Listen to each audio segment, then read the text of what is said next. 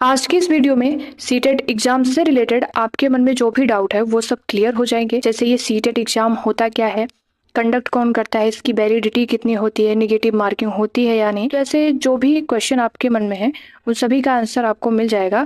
और इस वीडियो के एंड में आपको सरप्राइज भी मिलने वाला है, इसलिए आप लोग वीडियो को एंड तक जरूर देखिए। हेलो एवरीवन, आई होप आप सभी लोग अच्छे होंगे, आपकी स्टडी भी अच्छी चल रही होगी। स्वागत है आपका आपके अपने YouTube channel new education wire पर।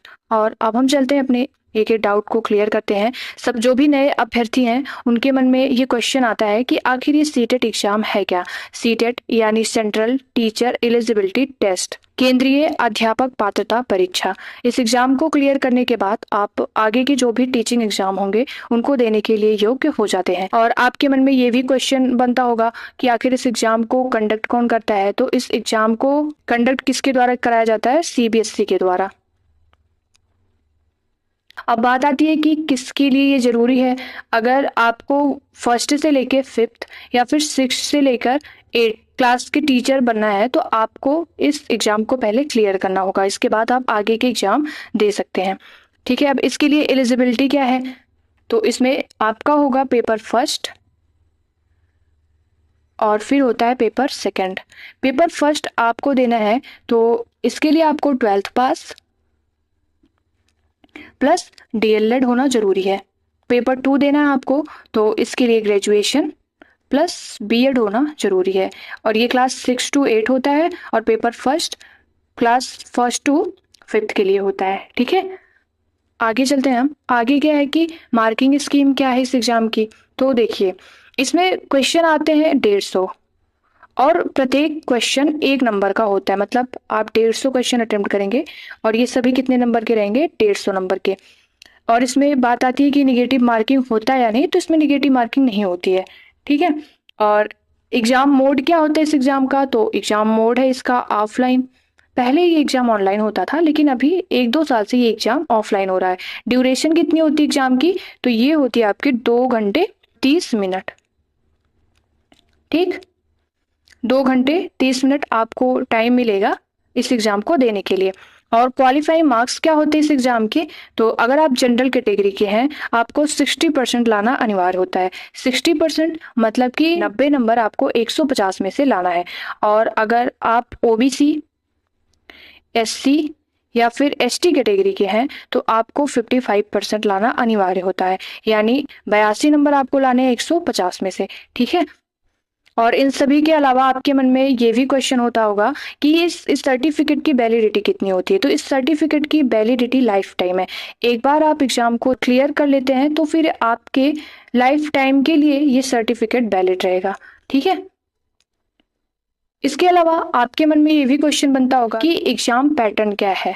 तो इसमें पेपर फर्स्ट,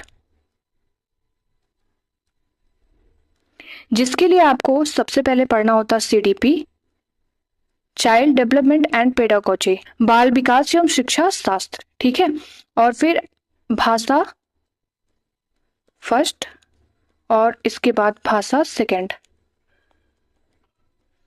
भाषा फर्स्ट में आपको हिंदी लेना होता है और भाषा सेकंड में आप इंग्लिश या फिर संस्कृत में से कोई एक भाषा ले सकते हैं। ठीक है, और इसके अलावा आपका आता है इसमें गणित यानी मैथ और फिर पर्यावरण अध्ययन।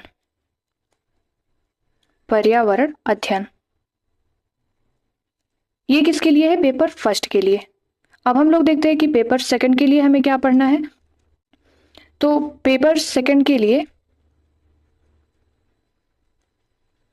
वही आपको सीडीपी, बस इसका लेबल थोड़ा ऊपर नीचे हो सकता है, चाइल्ड डेवलपमेंट एंड पेडागोजी, और इसमें भी आपका भाषा फर्स्ट हिंदी और इसके बाद भाषा सेकंड।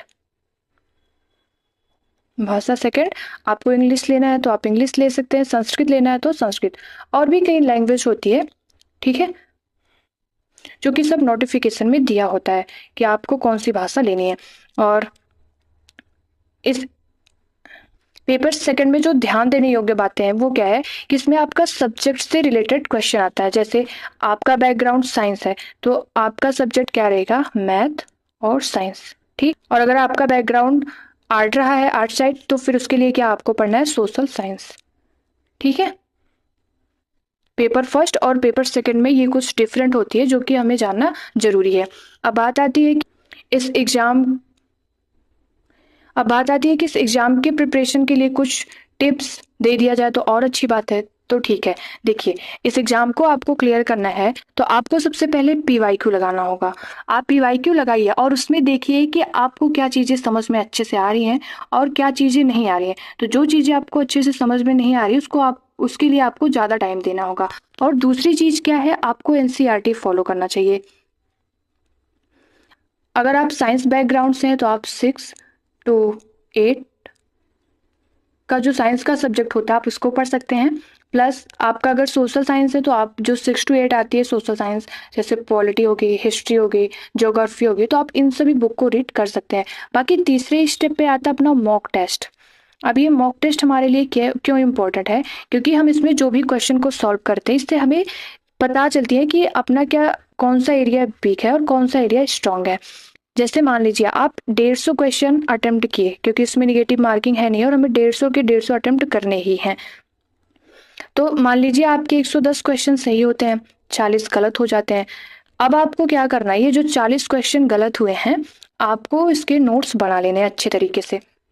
और एग्जाम जब आपका आएगा तो उसके 4 से 5 दिन पहले आप इसको बढ़िया से रिवाइज कर लीजिएगा। फिर आपको रिवीजन करने में भी कोई प्रॉब्लम नहीं होगी, क्योंकि आपने जो पहले से गलत कर रखा है आप उसको अच्छी तरीके से रिवाइज कर लिए, सही कर लिए। इस क्वेश्चन से अगर जो भी गलत हुआ है उससे संबंधित कोई भी क्वेश्चन एग्जाम में आ रहा है तो फिर आपका वो गलत नहीं होगा। प्लस 2.5 घंटे आपको पेपर देने हैं, आपकी हैबिट भी बनेगी कि 2.5 घंटे बैठकर हमें अच्छे तरीके से कैसे अपना एग्जाम देना है। तो इसलिए आपको मॉक टेस्ट देना भी जरूरी है। अब मैं इन सभी चीज़ों को क्यों बता रही हूँ, क्योंकि मैंने इन्हीं सब चीज़ों को अपना करके कई बार अपना सीटेट का एग्जाम क्लियर किया है। ठीक है, और अगला क्वेश्चन आपके मन में है कि इस एग्जाम के अपडेट्स और फिर नोटिफिकेशन कैसे मिलेंगे। तो सीटेट एग्जाम के ऑफिशियल वेबसाइट का लिंक आपको डिस्क्रिप्शन बॉक्स में मिल जाएगा, आप वहां चेक कर सकते हैं। और जैसे ही सीटेट एग्जाम से रिलेटेड कोई भी इंफॉर्मेशन आती है तो आपको इस चैनल के जरिए अपडेट कर दिया जाएगा, इसलिए आपको परेशान होने की कोई आवश्यकता नहीं है। आई होप सीटेट एग्जाम से रिलेटेड आपके सारे डाउट क्लियर हो गए होंगे। और अगर कुछ क्वेश्चन आपके मन में आ रहे हैं तो कमेंट में जरूर बताएं। यदि आपके द्वारा पूछा गया क्वेश्चन इंपॉर्टेंट हुआ तो उससे रिलेटेड वीडियो चैनल पर अपलोड कर दिया जाएगा। और एक बात आपको और बतानी है कि इस चैनल क्या है, न्यू एजुकेशन वायर पर डेली एलटी ग्रेड एग्जाम में जो कॉमन पेपर है जीएस का, उसकी प्रैक्टिस मॉर्निंग 7 AM पर कराई जाती है। अगर आप चाहते हैं कि एलटी ग्रेड एग्जाम में आपके अच्छे नंबर आए, जो 30 नंबर हैं आपके, वो अच्छी तरीके से रेडी हो जाए, तो आप इस प्रैक्टिस सेट को फॉलो कर लीजिए। ठीक है, आपको इससे बहुत ही बेनिफिट मिलने वाला है। इस टेस्ट की खासियत क्या है, हम लोग डेली एक टॉपिक को कंप्लीट करते हैं, फिर दूसरे दिन उस टॉपिक का जो है प्रैक्टिस कर लेते हैं।